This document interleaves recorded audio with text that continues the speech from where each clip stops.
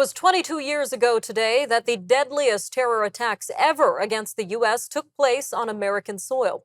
Now, this was an event that not only sent shockwaves throughout the world, but something that changed the aviation industry as a whole.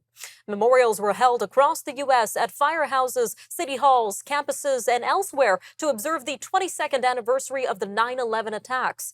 Commemorations were planned at the attack sites at New York's World Trade Center, the Pentagon, and Shanksville, Pennsylvania.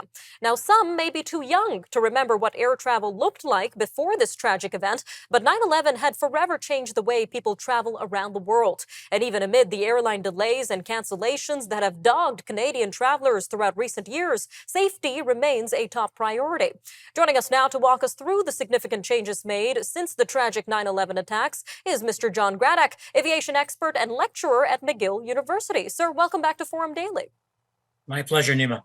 So how have security measures evolved following the 9/11 attacks, and what are some of the most notable changes both nationally and globally?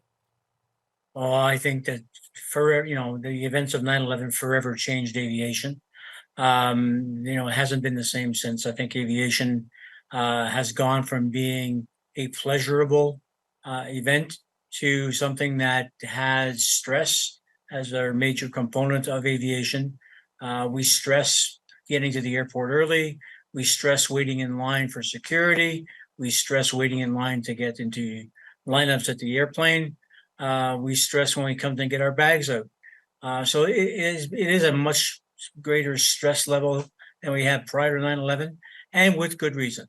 I think that the events of 9/11 caused the airline industry to kind of rethink security and rethink access to components of the aviation system, which were heretofore not considered a danger. So you see cabin doors, cockpit doors locked, double locked, triple locked. You see nobody going into or out of that cockpit area while the airplanes are being pushed back or flown. You look at the way in which we, in fact, do security. We have air marshals on airplanes, armed air marshals that you don't know about, but they are on airplanes. And that's subsequent to an incident, that 22 years ago forever changed aviation. Sounds like quite a change in landscape. Now, when it comes to passenger experience, Mr. Gradek, have you noticed any notable change in passenger behavior on airplanes due to these measures? Oh, I think so. I think people are much more conscious of disruption on board an airplane. We've seen too many incidents where somebody raises their voice or somebody does something untoward toward the flight attendant or whatever, and you'll see people react. People will, in fact, step up and will, in fact, take action to kind of get involved in a situation to cool things down or to get to have that person back down from a confrontation. So we have situations where passengers now are less afraid to take initiative. They're not shy. They're much more aggressive. They know, the older generation knows the consequences of sitting back and letting things happen, and that's not going to happen for much longer. All right, Mr. Gradek. Now, from your perspective, how do passengers and airline officials alike, how are they digesting these changes and really perceiving this sort of balance between safety and overall convenience in modern air travel? I think safety trumps convenience in this one. You see people, the consequences of the system that we had in place in 2001.